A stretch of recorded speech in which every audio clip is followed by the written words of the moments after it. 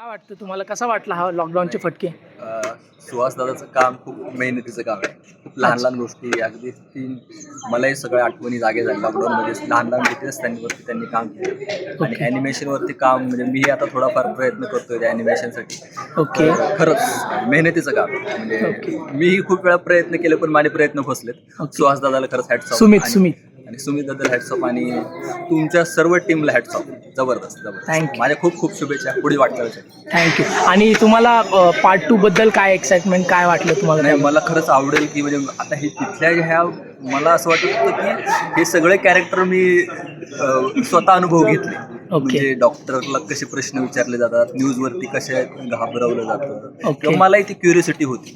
आता मला अजून एक क्युरियोसिटी आहे की पुढचा जो दुसरा पार्ट असेल तो मला परत एकदा अनुभवायचा आहे. तर मला खरंच एक्साइटमेंट आहे की दुसरा भाग कधी लवकरात लवकर यावा आणि टीमला खूप खूप शुभेच्छा. थँक्यू.